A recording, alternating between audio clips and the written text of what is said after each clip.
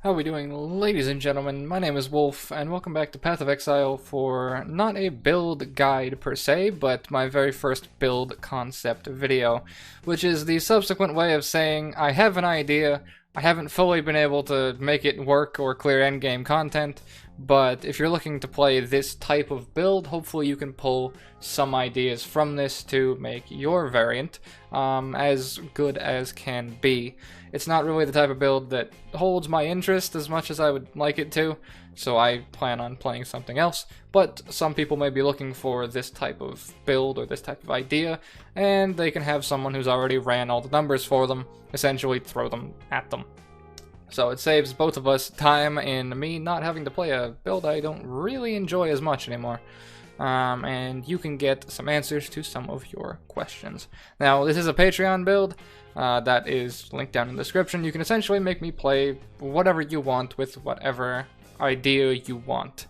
And I will try my best to make it work. In this case, I don't think I really did it justice, but god damn it, I tried. I tried my absolute best. And I slaved over this idea and concept for like about a week. And in the end, I really couldn't get there, but I tried my damn best. So I'll give you all of the ideas that I kind of tried to put together for this build.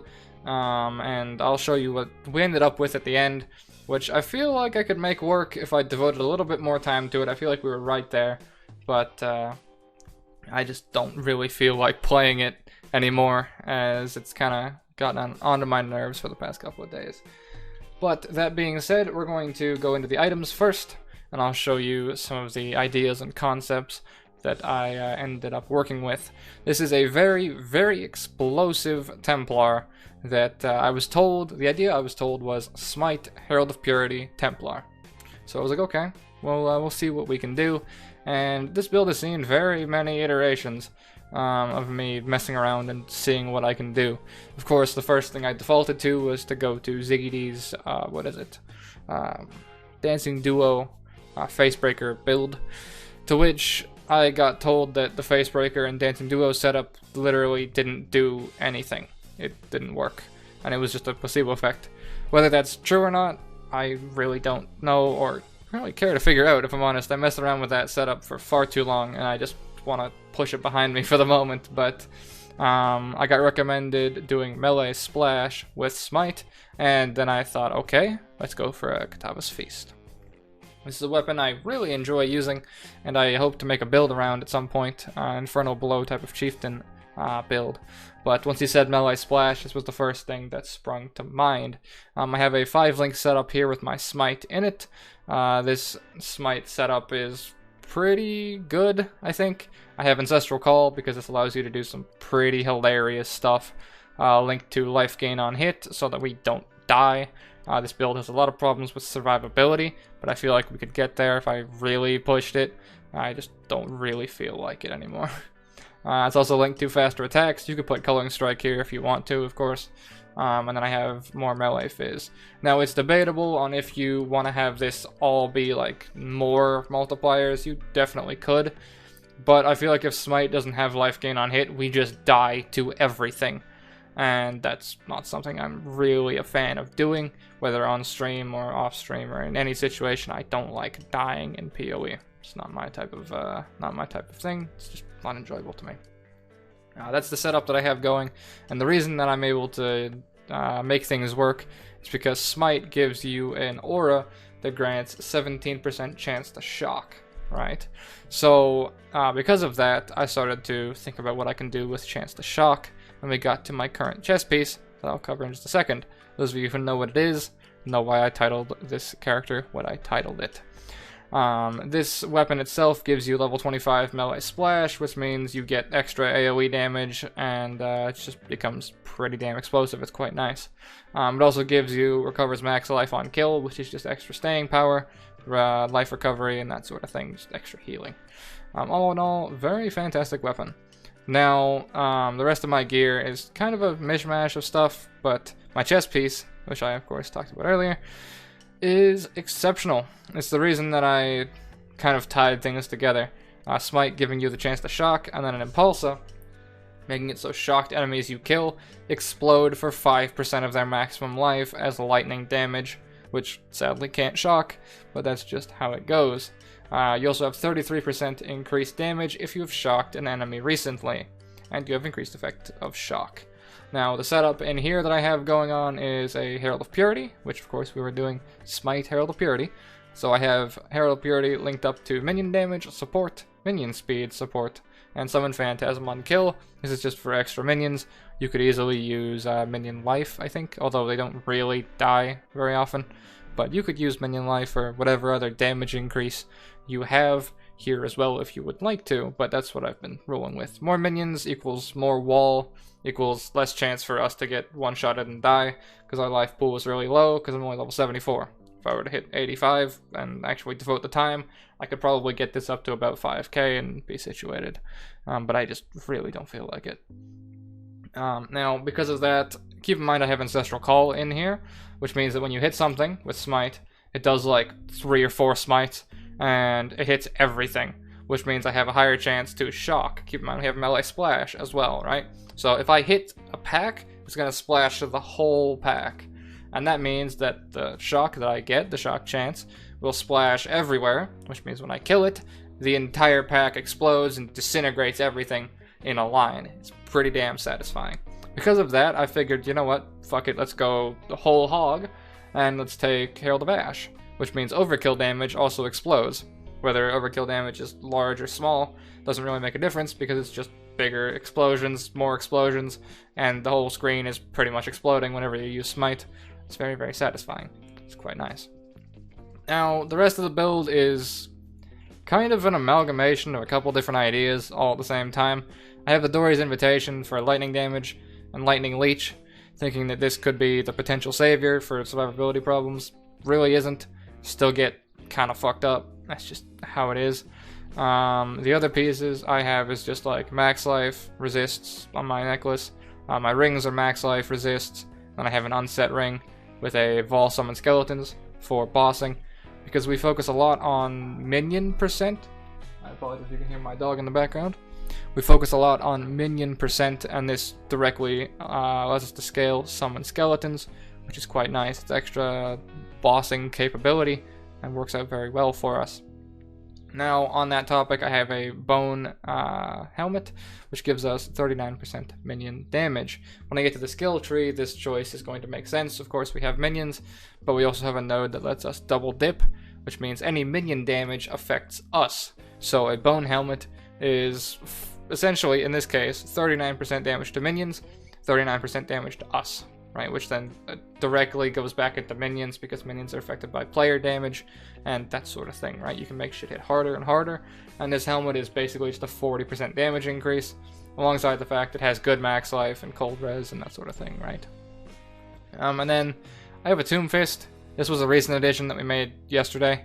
I did have like face breakers here when I was messing around earlier. We used face breaker, dancing duo, didn't really work. We leveled as face breaker with no weapon and an eternal apple. That was interesting because we used the face breakers to buff Smite, and then on Smite I had melee charge or endurance charge on melee stun, something like that, and then stun support, and then I had an eternal apple with an abyssal cry. So essentially we were exploding stuff before we actually reached this point, because what would happen was I would do the Ancestral Call Smite that hit the whole pack, right? And then I would get endurance charges because I hit my endurance charge cap, the apple would dump them all, and abyssal cry, and the entire pack would just like instantly explode. It was pretty good. And that worked for blood aqueducts and leveling and that sort of thing. And it was all around pretty satisfying. Very, very satisfying. And it worked out.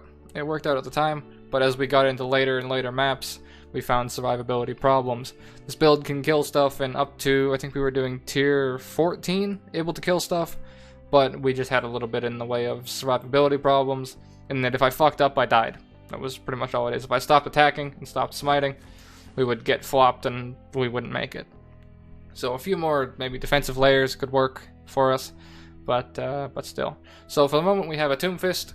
It is using a Murderous Eye Jewel that I rolled. It has max life, strength, and then chance to gain Unholy Might for 4 seconds. Just quite nice. It also makes it so, since it's a Murderous Eye, it intimidates for 4 seconds with attacks, which means we do 10% extra damage, I think Intimidate does. Something along those lines.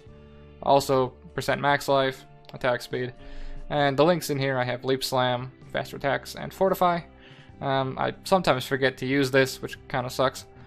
But that's just how it is sometimes. But there's the Fortify. Make sure to keep that up, or else you're going to get tapped and fall over. So be very careful with that. And then my boot setup is my cast when damage taken, Enfeeble, with an Immortal Call as well. This is just like extra defensive capability.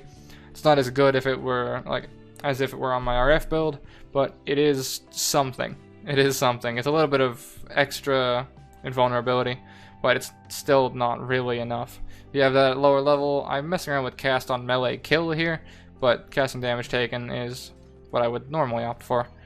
Cast on damage taken with Enfeeble and increased duration, and then, you know, the Immortal Call for a little bit of yield and survivability.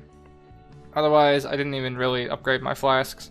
2 Quicksilvers, Granite Flask, 2 Staunching Life Flasks, and you'll be good to go. I'm going to give you a little bit of a gameplay showcase just right here. I'm going to do 2 different things. This build itself is really good for like delves and that sort of stuff, but I'll show you the damaging, not so much damaging power, but like the explosive power just in a Blood Aqueducts, so I can get tightly knit packs and not spend 20 minutes looking for a pack. But this will be a nice showcase of the explosive ability without me having to worry about, you know, the problems I have with dying and all that sort of thing. And then I may do a short delve to just show you this situation. And then I need to show you the skill tree as well. I'm really getting off topic with this, but I'm going to show you the explosions when this loads in, and then we shall do the skill tree very quickly. So let me go and find a pack. And lag when it explodes, apparently. You can see things definitely explode. Things definitely explode. Let's find like a big pack. See if we can find a big pack. You can see the ancestral calls going off, allowing us to hit extra stuff. There we go. There. That's pretty much perfect. You can get rid of large packs and explode the shit out of them. Since we're here, and I have no portal scrolls, I just realized, we'll go into the skill tree right now. So, this is kind of an amalgamation of a few different ideas and that sort of thing. But the general consensus is get as much minion damage as possible, and get as much... we went for as many zombies as possible, because I was planning on doing like a Monogrul's Grasp setup type of thing. In my helmet I have Ray Zombie with minion damage, minion speed, and minion life. Yeah, I planned on doing like a Monogrul's Scepter type of setup. It didn't really work out because I wanted to make it explode stuff, right? But yeah, the minion setup didn't really work. But I was so invested in the zombies that I was like, you know, let's just keep using them at this point. Might as well. I can have like 8 of them, and it creates a nice shield wall in front of you alongside the Herald of Purity and the potentially 8, 9 Phantasms. So you end up at like, what, 8, 9, about 20-ish minions, roughly, when everything's at full capacity.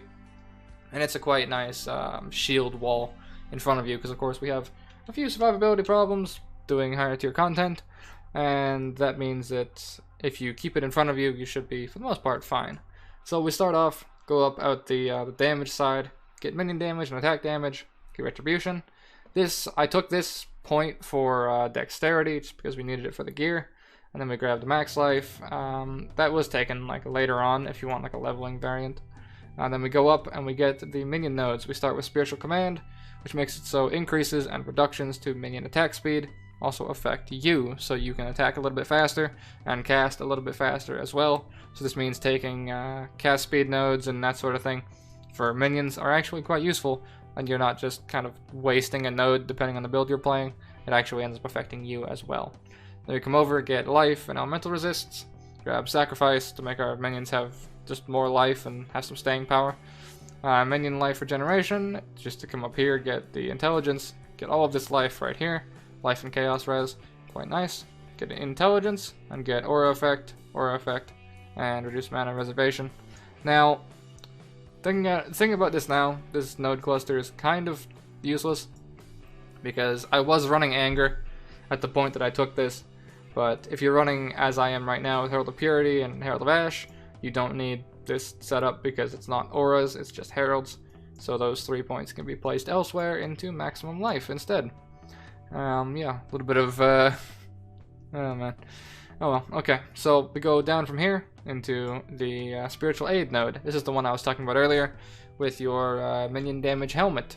Because this 39%, once you take the Spiritual Aid node, makes it so increases and reductions to minion damage also affect you. So take this one, it will pretty much double up your damage and allow you to start hitting like a freight train and double your minion damage and that sort of thing too. In here we also have Righteous Army, which is minion damage, which is of course quite nice, and in Redemption we have minion damage, we have minion attack speed, which minion attack speed affects you, because it's a node over here, right? And then we came down to get a jewel socket. I was getting Violent Dead. I think I have one over here. I needed to get a second one. So you would put 2 Violent Deads in there. Not really needed looking at it now, but if you want it, then it is an option. Then I was coming down to get the Devotion right here for increased max life. So from over here, we took the Dexterity, because I needed that at the time. And then we come down here, get the life and regen in here. Got the jewel socket here for Violent Dead, got this while leveling. And then I came down, come over here, get the Grave Pact for damage and zombies, because of course we were going zombies at the time. And then I came down for a Shaper, and I was coming down, and this is the cluster I started getting right now, which was to get the Scion Life Wheel for a bit of extra HP. And I would grab that, I would grab Devotion, Barbarism, probably drop the jewel sockets, drop this up here, and you can save a few extra points. That's 1, 2, 3, 4, 5, 6 points, which can get you that whole cluster. So that should put you about 4k health, I would say, roughly, which should make you a little bit better at staying and surviving. So then we're going to come through here, get Strength, Intelligence, grab Arcanist's Dominion for spell damage, which doesn't really affect us much, but it lets us get to the rest of the nodes. So we can get Life right here, Strength and Dex right here, because Templar, for whatever reason, has really low strength and dex on this side of the tree if you don't plan it correctly. So be rather careful if you're going for like some sort of damaging Templar. You may... I had a lot of problems with running out of strength and dexterity. It was surprisingly fucky, but still. And then we come over here to get Grave Intentions for an extra zombie. This obviously isn't needed if you're not going zombies, but still. Then I come over here, grab Alacrity because we need a dex for the build. Come up to Lord of the Dead because that's minion damage, minion max life, and another zombie. We come up, get Intelligence, go left, get max life, 10% max life, and all res. Come back up, go left again, and we'll come back up to zombies, minion attack speed, specters, and skeletons. And that's pretty much the skill tree. It's average at best. There's a few alterations I would make, but the build is so heavily into zombies at this point that if you don't use them, you're wasting like half your skill tree. So, I mean, I wouldn't really recommend building around it, as just after what I've experimented with and messed with. I had the idea for it, the idea really didn't pan out. So if you, for whatever reason, have the same type of concept or thought process, it's a nice shield wall, but the minion AI isn't really good unless you can force it. Like when I was playing my Witch Necromancer, I was resummoning skeleton mages all the time, every single time. So they were always on top of me. But sometimes those zombies would get hooked on a wall, get hooked on an enemy in like yards and yards away, and they just won't follow you. As a result, relying on the minion AI to try and like keep a wall in front of you isn't as good as you would want it to be, sadly. There is one skill that will pull minions towards you or wherever you want them to be. I haven't messed around with that, but that could be the solution to the problem. I contemplated making it like cast when damage taken, so you take damage and your minions just port to you instantly. Could work, could be the solution we're looking for. But at the same time, it could just make it so they never actually attack anything. You take damage, they port back to you. Then they run off to go and hit the thing, but it's ranged, so it shoots you, hits you, and it ports them back, and they're in this permanent loop of just getting pulled back to you. That's what I thought would happen, but I didn't even really test it. So it could be the solution, maybe not, but even still. This was my first build concept video, so if you were to play Smite, Herald of Purity, I hope you could maybe take a few ideas from here and pull something and claw something together that does end up working for you. Personally, I'm not a big Templar fan, but that is what Patreon builds do. They make me play stuff I'm not really a fan of and get me out of my shell in Path of Exile. And I would say this definitely did it. It made me have to think about a lot of different things, and all in all, I feel like I learned a lot from this build. I feel I learned that, one, I don't really enjoy Templar. I definitely learned that. It's not my type of class, personally. But I also learned how to deal with minions and deal with link setups. How phase breakers are weird and sometimes don't work with skills, but then you do a lot of damage anyways. And I learned how much Herald of Purity's base added fizz actually is. It's pretty damn insane. And that means I'm going to probably be using it for leveling setups, because that added fizz is fucking mental, if I'm honest. But yeah, that was probably the main thing I learned, was how good Herald of Purity actually was. And how Smite was decent for leveling, but it's not really a skill I would find myself defaulting to, is like, okay, let's use this.